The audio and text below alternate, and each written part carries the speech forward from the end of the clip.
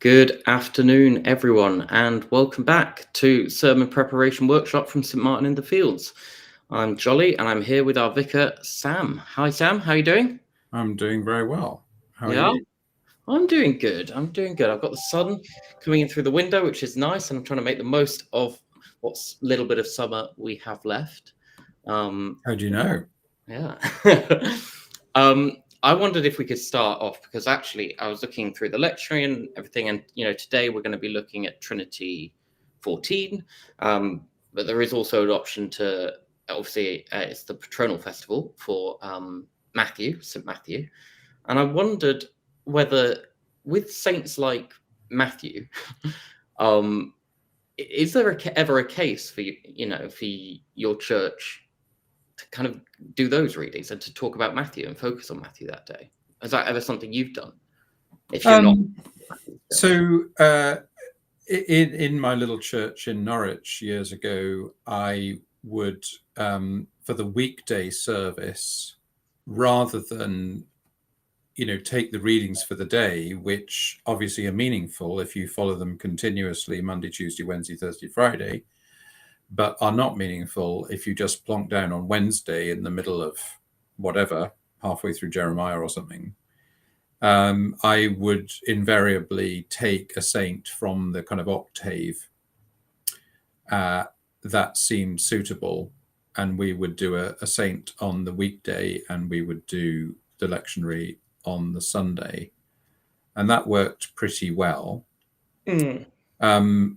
It's a very Anglo-Catholic thing to celebrate on the Saints' Day, but that's only meaningful to me if you're in a sort of daily mass tradition where you are, regularly following the saints, and where you, putting it bluntly, are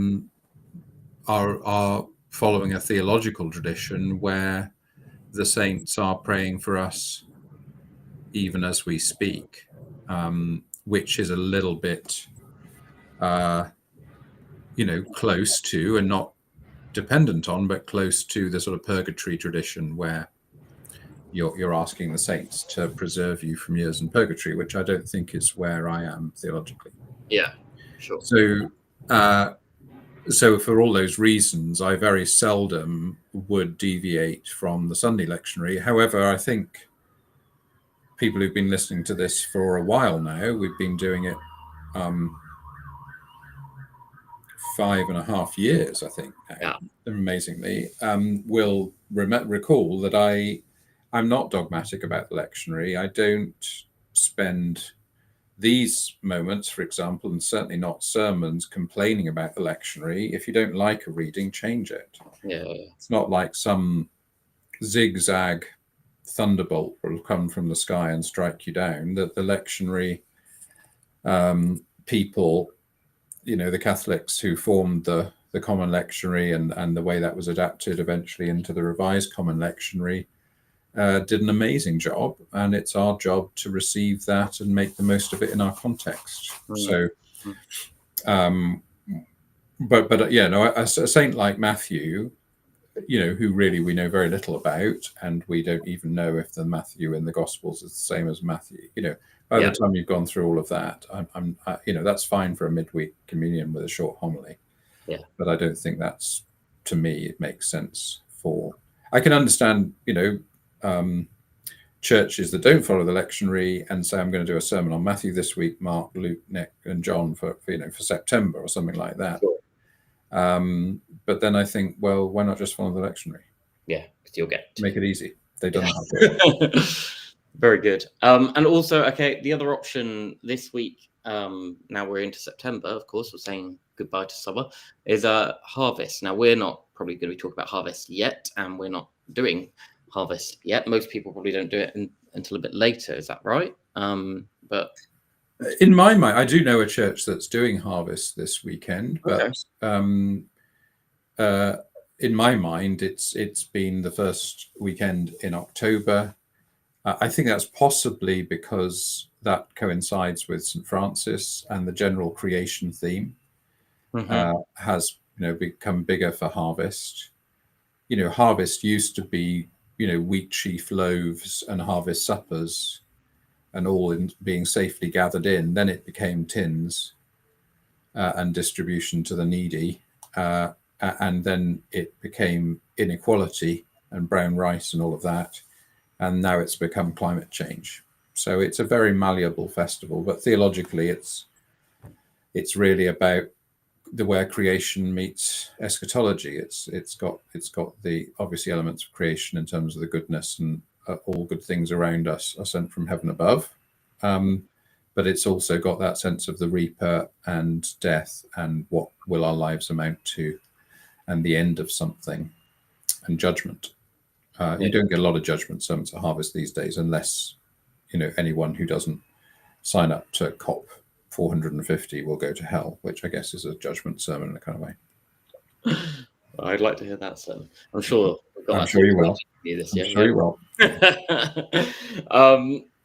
Okay, well, folks, it's great to see so many of you with us, joining us online. As always, as we go into our readings this week, do write any questions in the chat, and we will be happy to address them and to look at them. And it's really great to be doing this together.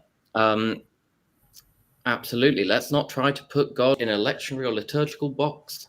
Holy Spirit will move freely. There we go. Thanks, Huggy. That's great. Let's jump in then, shall we, to our readings for Sunday after Trinity. And we should begin with our friend Jeremiah. Yeah, it's interesting. I haven't got an explanation why we had Jeremiah 18 for the Sunday, the 7th of September, and then we've got Jeremiah 8. I can't explain that. Anyhow, this is a wonderful passage to preach on. I preached on this passage in 2010 at Duke Chapel. If people wanted to find my sermon, it was from round about this time of year. In other words, second or third week in September 2010. It's called "Is There a Balm in Gilead?" And this is a real gut-heart sermon, I think, if you're going to preach on this passage. The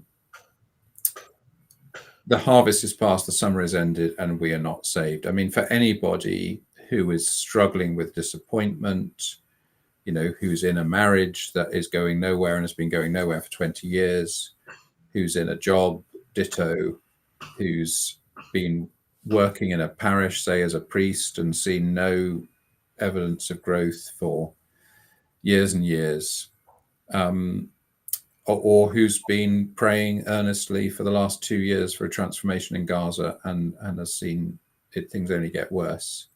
It's a very, very poignant set of words there. Is there no balm in Gilead? So Gilead, beyond the Jordan, and is there no physician there? It's a classic, in a sense, Old Testament prophet way of characterizing a very political public situation through a very personal, the daughter, a very personal. I think there's is it synecdoche or metonymy? I think are the two words where you take the rhetorically you take the part to represent the whole, like talking about head of cattle. And I remember talking about Peter de Vries's book, The Blood of the Lamb, where Don Wanderhope finds his daughter with leukemia, and she's the kind of one loved person left in his life.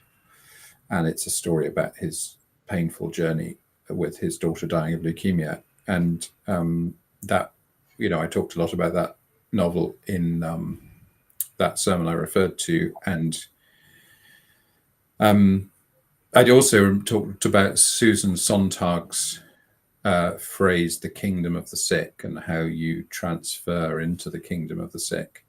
But I think Sorry, say again. Sorry, what do you mean by that, into the kingdom of the sick?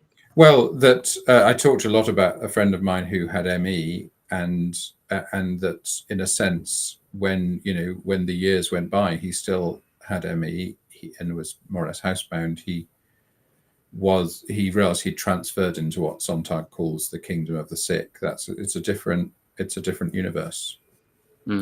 Different hopes and expectations and satisfactions and rewards. Yeah. It's like a parallel universe to the world that everyone else is living in.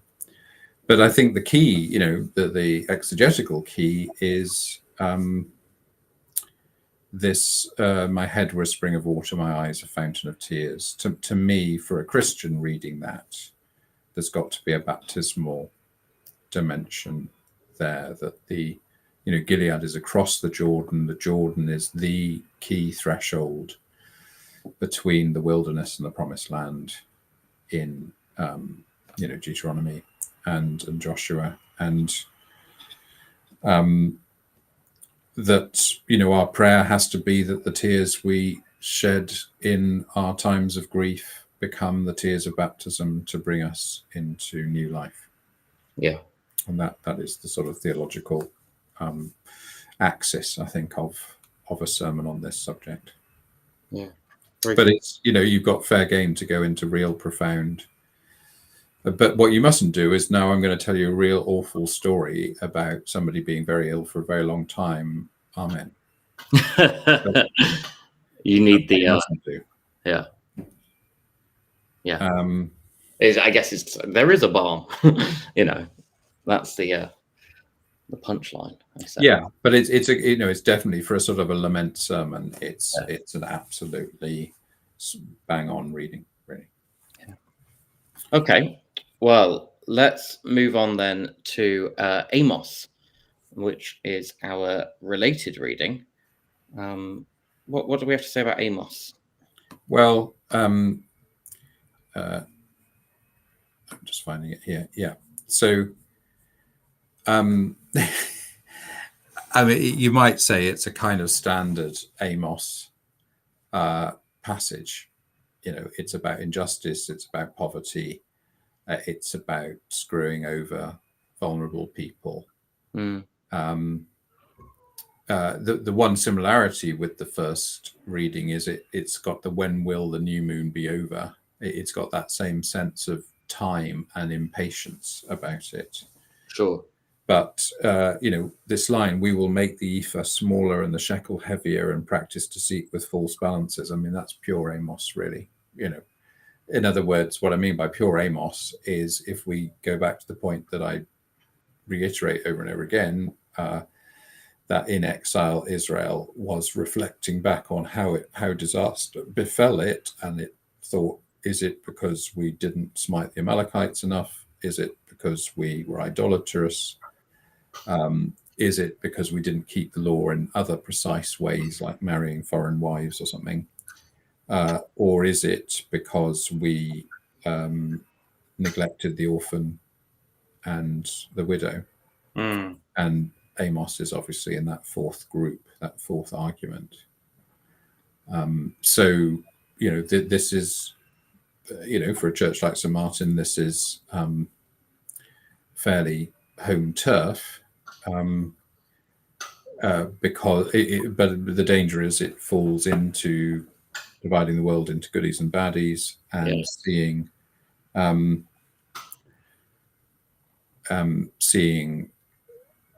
the problems of the world down to exploitative business practices. Obviously, there are exploitative business practices, but simply to see our acts of worship as denouncing people who presumably aren't in the building for things that may not be directly affecting people who are in the building is a bit self-indulgent, I think. Yeah.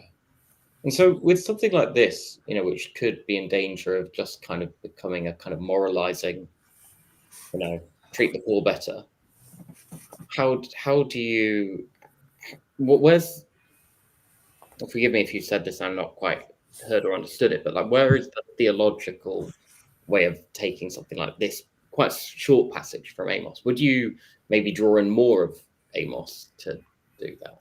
It doesn't. Well, I think there is a sermon to be preached along the lines of what I just said about, here are 4 ways in which Israel in exile reflected back about what had gone wrong, and we have to take all of them seriously. And obviously, the first one is very topical because, in the light of the Gaza situation, there are clearly a minority of people of an ultra-religious kind in Israel who take the "we didn't do enough smiting" line. Yeah. But I think pastorally that's always important, because a lot of people say, well, I can't read the Old Testament because it's full of all that smiting. And, you need to challenge the words "full of," but you do also need to engage with the smiting that is there, and to explain where it is and why it's there and how we wrestle with it today. Obviously, that's not the sermon for this Sunday, because Amos isn't about that. Amos is about a different. But I think in your introduction to that, something of that kind is very helpful, because people, otherwise people basically jettison the Old Testament and end up in a Marcionite position where they've just got selected good bits from the New Testament, and that's all the Bible they've got, which is a tragedy. I agree. So there's a sermon about what is going on in the Old Testament, but also I think there's another sermon about the inextricable connection between the economic circumstances of the people of God and what they are being called to, which I think is a continuous thing that goes through all the way to now. Even though we have a less precise definition of the people of God than obviously the Jews in the Old Testament, I still think a sermon that shows, not in a denunciatory way, I would say, it's too sweeping, particularly for current circumstances. You look at Elon Musk and you say all the world's problems are down to him. Well, we had a lot of world's problems before anyone have heard of Elon Musk, so it's far too simplistic. And he has produced a car that seems basically to be a good thing. He's just got some pretty strange and unhelpful views about other things. So, a really thoughtful sermon that talks about how we do business, that talks about the relationships between supply and demand and so on, without getting deep into Das Kapital. All of that is very appropriate. I think it's a sermon about economic relationships and the potential distortion and oppression that arises from them. Cool. Good. Okay. Well, let's push on then to our New Testament passage, and we are in First Timothy chapter 2, verses 1 to 7. So, yeah, I mean, I guess this is. This is really two different things linked by the word "for" in verse 5, but really there is there's a prayer to lead a quiet and peaceable life in all godliness and dignity, and who couldn't be in favor of that? Yeah. So I guess you've got a second section, but good luck preaching on that. Then we have in verse 4, who desires everyone to be saved. Interesting in the light of some controversies in the church, and come to the knowledge of the truth. Now, I think you can preach a sermon on that verse, because those are presented in 1 Timothy as being more or less synonyms, but historically have often been opposites. And I talked a little bit about my sermon on the 7th of September at St. Martin's about what Yuval Noah Harari refers to as the contrast between order and truth. And you've got would be an interesting passage to preach about that contrast, and without getting too blanket about it, the part of the church that has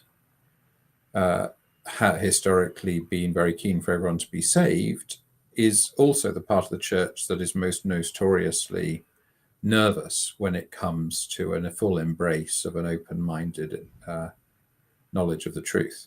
Yeah. So, there's quite a lot in there that would be well worth wrestling with. Yeah.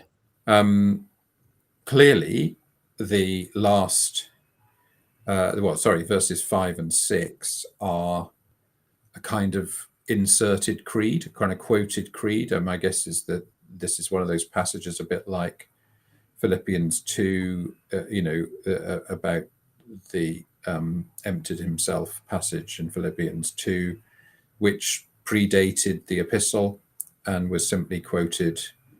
There is one God, one mediator between God and humankind, Christ Jesus himself, human, who gave himself a ransom for all. So that all of that feels like a kind of, quotation from something. And it's got two very interesting soteriological motifs. Number one, mediator, which is fascinating. Obviously it presumes the breakdown of the relationship between God and humankind and Jesus as the one between the two. But I think it's got, and obviously I struggle with that because I assume that the coming of Jesus can't be predicated on a mistake, i.e. the fall. It was coming anyway. But I think the word mediator is full of interest, and, worth a sermon on its own. Yeah. And then you've got ransom. If you really want to preach a ransom theory, there you are. You're welcome. Yeah. So, there are a lot of ways you can go. I don't, that's not, I think, where I will be going, but there are a lot of places you can go with that. Very good. Okay. Well, we have 5 or so minutes left. Shall we talk about the gospel then? So we are in Luke still, 16. So I first heard Ched Myers, who I've known a little bit, or I've admired since I first read his commentary on Mark in about 1992. But I first got to know a little bit when he came to Cambridge in 2000 or so. And then he became a friend after I moved to America, and we remain in touch. And I remember him giving a presentation on this passage, which was just remarkable, in, I think, 2006. And he cited, and a lot of what I'm going to say now, people can find in the introduction to A Future Bigger Than the Past, my book that I published in 2019. I have it right here. I don't. There you go. You see, never leaves your side. So I haven't really moved on in my thoughts from what's in that passage. There's several pages there. He talks about Wendell Berry's essay, The Two Economies, and he talks about how this is a story where the manager moves from the small economy of scarcity, which Wendell Berry calls mammon, to the large economy, the great economy of mammon, of the things that never run out. He moves from an economy making, about debt and owing money and so on, to an economy about making friendships. Yeah. And it's a wonderful essay, the Wendell Berry essay, well worth reading its own right. And it's a wonderful take on this passage because, again, one of my bugbears is as you know very well, that we tend to read these passages as if they're a sort of Aesop's fable and for moral improvement, whereas there's so much more going on here. And what I do in Future Bigger Than the Past is to talk about this again on a even more profound theological level, if you recognize that this is a story about somebody who faced judgment, and then somebody stepped in between them and the judge and said, give me a little bit of time to make this better for everybody. And then, at the risk of his own life, did so and offered overwhelming forgiveness in a way that was radical and costly, Mm. and then returned to the judge. And the judge said, you're better at this than I am. You have embodied the kingdom of God. Well, that's, that in that case, the manager is clearly Jesus. Yeah. So I think you can legitimately read the story that way. So I think there's lots of levels in which you can read the story, but I think in a sense it answers the question that Amos asks, which is it possible by means of worldly economics, dishonest wealth, as it's called in verse 11 here, to live the kingdom of God? And this is a kind of stimulus to do so. Absolutely. I think I would be very tempted. I may well be very tempted, as I probably will be preaching on this passage, not to exclude the last 4 verses. To exclude them? Because it's not clear to me that they are particularly related to the parable. Right. That they're kind of someone's post. They're trying to explain it somehow. Well, no, I think they're Luke saying, here's some other sayings I've got from Jesus about money. Right. Okay. And I'm going to stick them in the end of a parable about money. Yeah.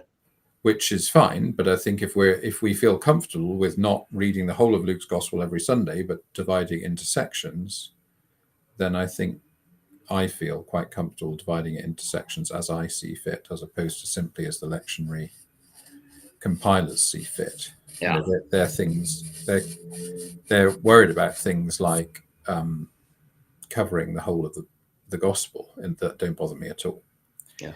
So I think if I do preach on this, on the 21st, is it 21st? I would probably leave out the last 4 verses, because I think they're just confusing. Fair enough.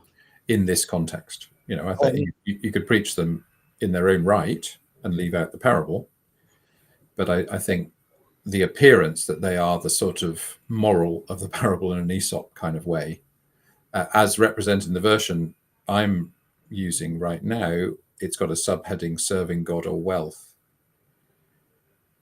which is for verses 1 to 13. And I think that's really based on the last 4 verses. I don't think that does justice to the parable at all. So I think it's a very confusing subheading. Yeah, very good. We've talked through Amos, and also, I think in a number of our readings today, Timothy as well, and Luke, we've been talking about money and wealth and all sorts. And so it does bring me to the most important question we've had in the chat today, Sam, which is going to appear magically up on screen. Sue Elsie asks, would you buy a Tesla? I think that's referring back to when we were talking about Musk. So I think this is what actually everyone really wants to know, Sam. So I would buy a second-hand Tesla. A second-hand one. Okay. So the money doesn't go directly to Musk, but does meet the eco. Without going into too many details about my household, in the days when one person in my household was entitled to a car that was provided that came with their work, we did briefly have an electric car. It was a liability because there was nowhere to charge it and all of that kind of stuff. And I was quite pleased to see the back of it. But when circumstances changed, that apart, if the issues about recharging and the convenience issues are taken apart, and it's just the sense that by buying a Tesla, you're endorsing the political and other stances of Elon Musk, which are in many ways reprehensible. I don't think that's so much the case. You could say by buying a second-hand car, you're increasing its value, but I think that's I think in a sense that comes in, that is a legitimate question in the light of the parable, which is by the means of dishonest wealth make the kingdom. More pertinently, I think, to the parable, I know that I'm an outlier with other trustees on more than one. I'm on rather too many governing bodies of charities and so forth. And from time to time, you get offered money from a gambling organization or such like. And usually all the trustees said, oh, no, we can't take that money. Mm. And I'm almost always the outlier saying, of course you can take that money. You know, what do you think charities are? They wash money, they wash dodgy money, and they turn it to social good. That is what a charity does. Yeah. And, you know, and legally, according to the Charity Commission, you're not entitled to turn money away in very many circumstances. And that also begs the question that you think that all the money that private individuals give you is clean money. Yeah. You know, you absolutely don't know. I think it's what I call the myth of clean money. Yeah. So, you know, but I think that is an appropriate way of talking about this particular parable, which is kind of saying there's no clean money. And our job is not to try and create something extraordinary called clean money. Our job is to work in a fallen world to advance God's realm. Yeah. And I think that's why I'd say I buy a second-hand Tesla, because I think you can do that. But buying a new Tesla right now, when there are nice Chinese alternatives that we all love, is not something I would do. Very good. Well, you heard it here first, folks. When we see Sam rock up outside church in his second-hand. Thank you, Sam, as always, for your insights, and thank you everyone for engaging and sharing this time with us. We'll be back next Tuesday, and you can find us on Facebook or on YouTube, and we look